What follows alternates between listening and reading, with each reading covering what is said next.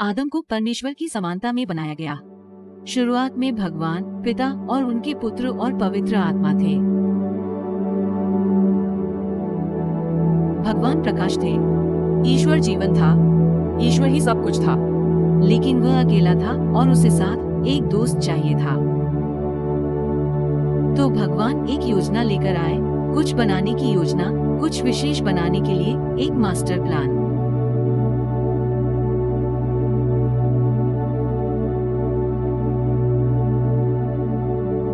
तो भगवान ने पूरी दुनिया, पूरे ब्रह्मांड को बनाया।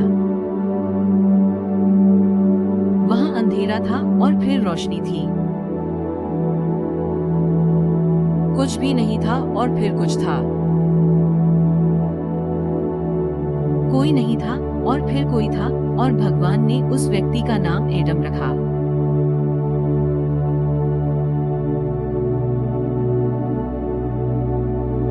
परमेश्वर ने सभी पौधे, सभी पेड़, पानी, पहाड़ और जानवर बनाए थे, लेकिन आदम अलग था।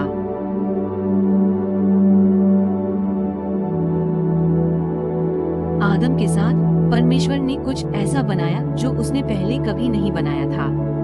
भगवान ने पृथ्वी से कुछ मिट्टी ली और उससे मनुष्य के शरीर को आकार दिया। तब परमेश्वर ने अपने आप में से कुछ अपनी सांस ली और उसे आदम में फूंक दिया। और परमेश्वर की उस सांस ने आदम में जीवन ला दिया। इसने आदम को जानवरों और पेड़ों से बहुत अलग बना दिया। परमेश्वर ने आदम को अपनी ही समानता में बनाया था। भगवान ने देखी हुई दुनिया का कुछ हिस्सा और अनदेखी दुनिया का कुछ हिस्सा लिया था और उन्हें एक पैकेज में एक साथ रखा था। यार, आने वाली कहानियों में हम आपको ये दिखाने की आशा करते हैं कि कैसे बाइबल मनुष्य के साथ परमेश्वर के इतिहास की एक बड़ी, लंबी, गौरवशाली कहानी है। शुरुआत से लेकर अंत तक ये भगवान के कई अद्भुत रहस्यों से भरा हुआ है, जिन्हें उजागर किया जाना चाहिए और खोजा जाना चाहिए। विचार करें कि कहानी कैसे शुरू होती है। एक महान, शक्तिशाली और पूर्ण ईश्वर किसी को या कुछ भी कैसे चाह सकता है, या उसकी आवश्यकता कैसे हो सकती है, जबकि वही सब कुछ है। सुनते रहिए और अगली कहानी में आप सुनेंगे कि ये कितना उत्तम है। ईश्वर हमें दिखाता है कि वह किस तरह का साथ चाहता है। कैसा रहस्य है। क्योंकि आदम को परमेश्वर की छवि में बनाया गया था, परमेश्वर ने लोगों को कुछ और करने में सक्षम बनाया। भगवान ने लोगों को चुनने की क्षमता के साथ बनाया है।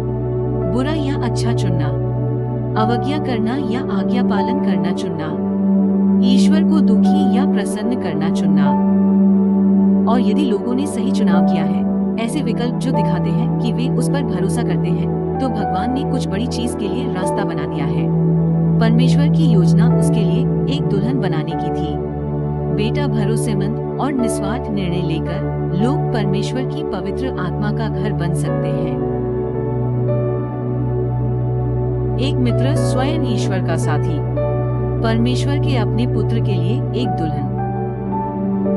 बहुत खूब, ये परमेश्वर की मूल सहमति थी, मनुष्य के साथ उसकी पहली वाचा थी।